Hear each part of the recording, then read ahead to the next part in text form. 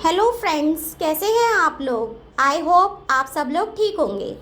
आज मैं class 10th का हिस्ट्री का भारत में राष्ट्रवाद उसके नोट्स बताने जा रही हूँ। आई होप आप सब लोग अंडरस्टैंड कर पाएंगे।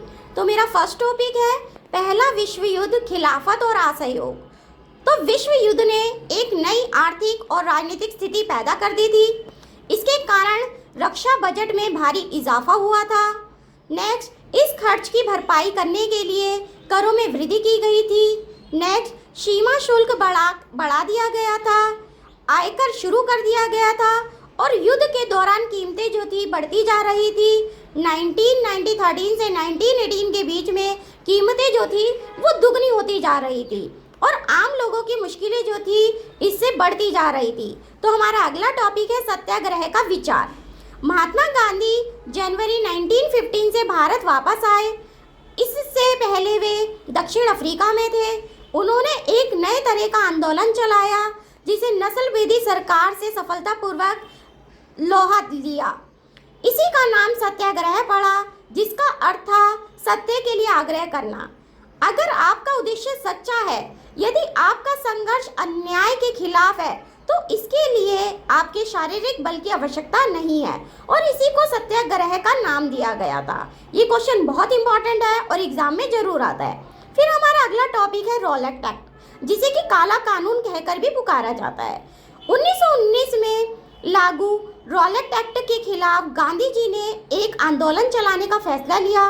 इस कानून के जरिए सरकार को राजनीतिक गतिविधियों को कुचलने और राजनीतिक कैदियों को 2 साल तक बिना मुकदमा चलाए जेल में बंद रखने का अधिकार मिल गया।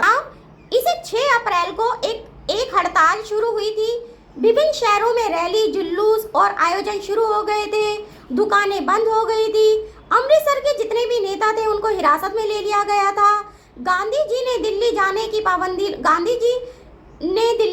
पाबंदी लगा दी है और 10 अप्रैल को पुलिस ने एक जुलूस पर गोली चला दी थी। फिर हमारा अगला टॉपिक है आंदोलन के भीतर अलग अलग धाराएं। क्या क्या धाराएं लगी हुई थी। असहयोग खिलाफत आंदोलन जनवरी 1921 में हुआ। इस आंदोलन में अलग अलग सामाजिक समूह ने हिस्सा लिया, लेकिन सबकी अपनी अपनी आकांक्षाएं थी। फिर हमारा अगला टॉपिक है शहरों में आंदोलन। आंदोलन की शुरुआत शहर के मध्य वर्ग से हुई थी। विद्यार्थियों ने स्कूल कॉलेज छोड़ दिए थे। वकीलों ने मुकदमा लड़ना बंद कर दिया था। विदेशी वस्तु का बहिष्कार हो रहा था।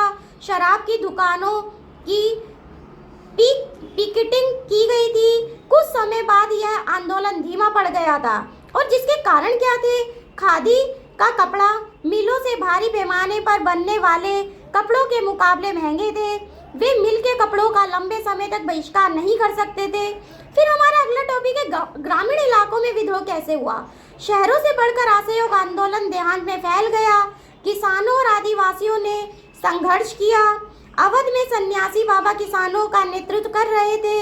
आंदोलन तालुकदारों व जमींदारों के खिलाफ था। किसानों को बेकार करनी पड़ती थी। किसानों की मांगे थी कि लगान कम किया जाए। बाजारों में लूटपाट होने लगी थी और अनाज के गोदामों पर कब्जा कर लिया गया था। फ्रेंड्स, अगला टॉपिक है बागानों में स्वराज। असम में बागानी मजदूरों के लिए आज़ादी का मतलब यह था कि वे उन 4 दीवारियों से जब चाहे आ जा सके जिसमें उनको बंद करके रखा गया था। उनके लिए आज़ादी का मतलब था कि वे अपने गांव से संपर्क रख पाएंगे। उनको बिना इजाज़त बागान से बाहर नहीं दिया जाता था। उनको लगता था जब गांधी राज आ रहा है तब वे हर एक को गांव में जमीन मिल जाएगी, लेकिन वे अपनी मंजिल पर नहीं पहुंच पाए। हड़तालों के कारण वे बीच में ही फंस गए और पुलिस ने उन्हें पकड़ लिया। हमारा अगला टॉपिक है सविनय अवज्ञा की ओर। फरवरी 1922 में महात्मा गांधी ने असहयोग आंदोलन वापस ले लिया। उनको लगता था कि आंदोलन हिंसक होता जा रहा है और 1926 से कृषि उत्पादों की कीमतें जो थी वो गिरने लगी थी। मांगे गिरने लगी और निर्यात कम होने लगा। किसानों को अपनी उपज बेचना मुश्किल पड़ गया था, जिसकी वजह से लगान चुकाना भी भारी पड़ रहा था।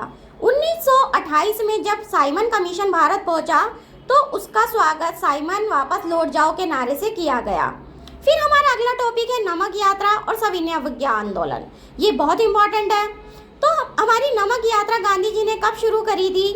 31 जनवरी 1930 को उन्होंने वायसराय इरविन को एक खत लिखा था। इस खत में उन्होंने मांगों का उल्लेख किया। इसमें से कुछ समान मांगे थी और कुछ मांगे उद्योगपतियों से लेकर की गई थी, कुछ सभी वर्गों से। इनमें सबसे महत्वपूर्ण मांग नमक कर को खत्म करना था। महात्मा गांधी का यह पत्र को जो था अल्टीमेटम था, मतलब एक चेतावनी दी गई थी। मतलब पहले के टाइम में क्या होता था, नमक इतना भारी था जो कि पहुंच के बाहर था खरीदना, लेकिन ये आम लोगों को खाना ही पड़ता था, जो सब लोग थे, क्योंकि ये तो सबकी ज़रूरत है, चाहे अमीर हो चाहे गरीब। लेकिन जो आम जनता थी इतने भारी कर को नहीं दे सकती थी, तो इसके लिए गांधी जी ने क्या करी थी, दांडी यात्रा शुरू करी थी और नमक के ऊपर से जो टैक्स था उसको ख़त्म किया था। फिर 11 मार्च तक क्या हुआ, उनकी जो मांगे थी नहीं मानी गई, तो कांग्रेस ने सविनय अवज्ञा आंदोलन छोड़ दिया और यह यात्रा साबरमती से गांधी जी के आश्रम से 240 किलोमीटर दूर दांडी नमक से खत्म होने की थी। 6 अप्रैल को वे दांडी पहुंचे और उन्होंने समुद्र का पानी उबालकर नमक बनाना शुरू कर दिया और हजारों लोगों ने नमक कानून तोड़ा। फिर हमारा अगला टॉपिक है, लोगों ने आंदोलन को कैसे लिया। सबसे पहले तो व्यावसायिक फसलों की खेती करने के कारण व्यापार में मंदी हुई। मतलब कि जो थे व्यापार जो था अब हमारा धीरे होने लग गया था, कीमतें जो थी वो धीरे धीरे गिरती जा रही थी, सरकारी लगान चुकाना जो था वो कठिन हो गया था, चारों तरफ असंतोष फैलता जा रहा था। अमीर किसानों ने सविनय अवज्ञा आंदोलन का खूब समर्थन किया था, लेकिन जैसे जैसे उद्योगपति कांग्रेस के नजदीक आ रहे थे, मजदूर कांग्रेस से दूर जा रहे थे। फिर हमारा अगला टॉपिक है, नमक सत्याग्रहों में महिला की क्या भूमिका थी, महिलाओं ने कैसे योगदान दिया था। गांधी जी के नमक सत्याग्रह के दौरान हजारों औरतें उनकी बातें सुनने के लिए घर से बाहर आती थी। बहुत सारी महिलाएं जो थी वो जेल भी गई थी, ऊंची जातियों की महिलाएं सक्रिय थी। फिर हमारा अगला टॉपिक है, सविनय अवज्ञा की सीमाएं, मतलब क्या क्या उसके अंदर लिमिटेशन थी। कांग्रेस ने लंबे समय तक दलितों पर ध्यान नहीं दिया था। महात्मा गांधी ने ऐलान किया था कि अस्पृश्यता को खत्म किया जाए। बिना ऐसा किए हम 100 साल तक भी स्वराज की स्थापना नहीं कर सकते थे। उन्होंने अछूतों को हरिजन यानी ईश्वर की संतान बताया। गांधी जी ने मंदिरों, सार्वजनिक तालाबों, सड़कों पर समान अधिकार दिलाने के लिए सत्याग्रह किया।